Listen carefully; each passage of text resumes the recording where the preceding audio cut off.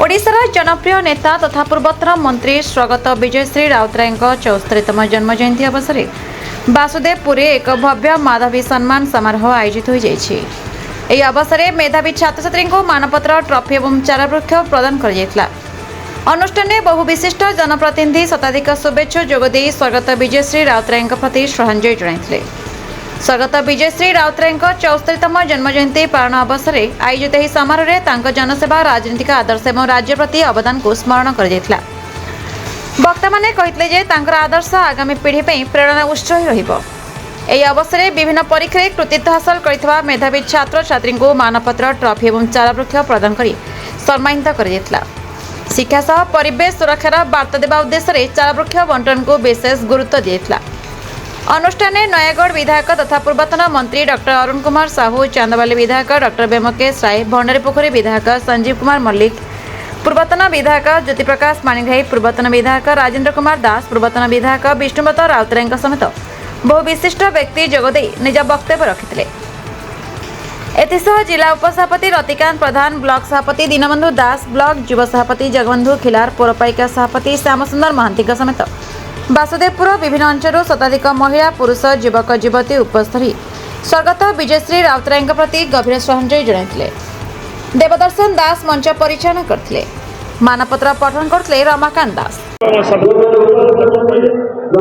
आज 74तम जन्म जयंती स्वर्गत विजयश्री राउतराय वासुदेवपुर ठारे पालन है। ये परिवार सहित स्वर्गत नीलमणि राउतराय, स्वर्गत विजयश्री राउतराय एवं तांकर सुपुत्र विष्णुपद राउतराय सहित आमर पारिवारिक संपर्क अति निबिड़। आज तांको श्रद्धांजलि ज्ञापन करागला एवं मेधावी छात्र छात्री मानक जो सम्मानित करागला। आज से अवसर रे आमर डॉक्टर अरुण साहू मध्य तांकर अभिभाषण माध्यम आज जणई दिगला जे शिक्षा व्यवस्था रे क्वालिफिकेशन ना एजुकेशन ये संबंध रे एक विस्तृत चर्चा मध्य करागला। आशा करूचु सामाजिक संस्कार दिगरे ये राउतराय परिवार जो पदक्षेप विभिन्न समय नहीं ताकू जनसाधारण आउरी आकु नेबे। आज वासुदेवपुर टाउन हॉल ठारे विजयश्री राउतराय 74तम जन्मदिवस पालन हो अवसर में वासुदेवपुर मेधावी छात्र छात्री मानू एवं सोशल सर्विस क्षेत्र में जो माने भल स्थान अच्छा से पुरस्कृत कर विजयश्री राउतराय प्रति यह गोटे प्रकृत सम्मान हम कारण सी जड़े उत्तम छात्र थे, गोल्ड मेडालिस्ट थे, जड़े प्रोफेसर थे। तेणु यही जड़े व्यक्तित्व को से केवल राजनीति सीमित नथिले, शिक्षा क्षेत्र में गभीर ज्ञान थिला एवं अवदान थिला। बहुत गरीब पिला से पाठ पढ़ाइबा चाहूले, पाठ पढ़ाऊले आज जन्म दिवस जो विविध माने मल्टीफेसेटेड पर्सनालिटी थिले विजयश्री राउतराय एवं तांका भली जने महान व्यक्तित्व, महान जननायक जे विभिन्न विभाग विभिन्न समय मंत्री रही सारा ओडिशा को गोटे दिग्दर्शन देथिले, मार्गदर्शन देथिले। ओडिशा सहित भद्रक जिलार एवं विशेषकर वासुदेवपुर डेभलपमेंट रे से जड़े विकास पुरुष थे। तेणु तांकर जन्मदिन रे आज गभीरतम आमे ताकू श्रद्धांजलि जनाऊँ एवं आज मेधा सम्मान जो पिला छात्र छात्री मानक दिगला प्रकृत रे तांको जन्मदिन रे प्रकृत भेटी तांको दिया जायछि। हमरा बंदर प्रतिष्ठा क्षेत्र रे विजयश्री राउतराय प्रमुख भूमिका थिला। तांकर प्रतिमूर्ति उते निर्माण देखंतु धामरा बंदर निर्माण रे विजयश्री राउतराय जदि न चाहि थांते धामरा बंदर हेई पारि न थांता। सेतेबेले सी एमएलए थे, जमी अधिग्रहण होतला, तो जमी अधिग्रहण बेले बहुत लोक विरोध करुले। समस्त लोक बुझे सुझे नवीन बाबूंकर इच्छा आकांक्षा को पूरण करने जो द्वितीय बंदर धामरा बंदर जोटा कि एशिया रे सबुठू माने गभीरतम बंदर हिसाब से जना जाउची, तो विजयश्री राउतराय गोटे बड़ अवदान थिला एवं तांको अवदान पई आज धामरा बंदर गढ़ी उठी।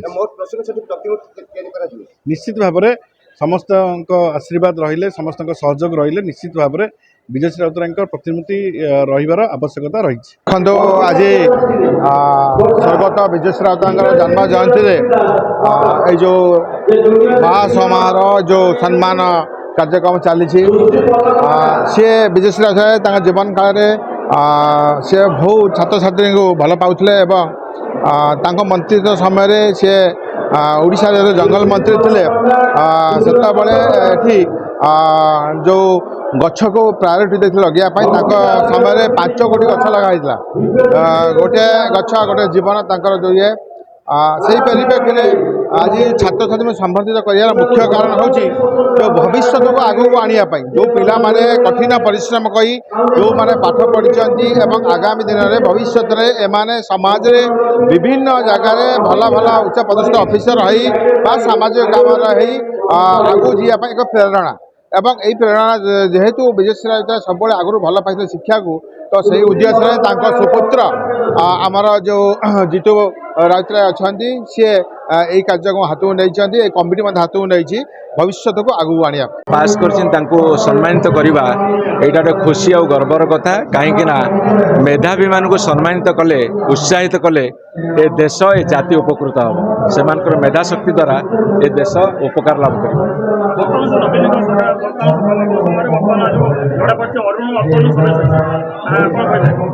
ଶୁଣିପାରିନି ଆଜ୍ଞା ନାଇଁ ନାଇଁ ନାଇଁ ମାନ୍ୟବର ନବୀନ ପଟ୍ଟନାୟକ ଆମ ନେତା ଓଡ଼ିଶାର ନେତା ବିଜେଡିର ନେତା ଅନେକ ସମୟରେ ଅନେକ ନେତାଙ୍କୁ ଡାକିକି ବିଭିନ୍ନ ପ୍ରକାର ରାଜନୈତିକ ଆଲୋଚନା ଏବଂ ଓଡ଼ିଶାକୁ କେମିତି ସମୃଦ୍ଧିଶାଳୀ କରାଯିବ ବର୍ତ୍ତମାନ ଯେଉଁ ସରକାର ଅଛି ଓଡ଼ିଶାକୁ ପଛକୁ ନେଇଯାଉଛି ସେ ସରକାର ବିରୁଦ୍ଧରେ ଜନ ଆନ୍ଦୋଳନ ମୁଣ୍ଡ ଟେକୁଛି ବିଜୁ ଜନତା ଦଳ ତା ନେତୃତ୍ୱ ନେଇ ଗୋଟେ ଭଲ ଓଡ଼ିଶା ଗଠନ କରିବା ପ୍ରୟାସ କରୁଛନ୍ତି ସେଇଥିପାଇଁ ବିଭିନ୍ନ ପର୍ଯ୍ୟାୟରେ ବିଭିନ୍ନ ନେତାମାନଙ୍କୁ ଡାକି ଆଲୋଚନା କରୁଛନ୍ତି।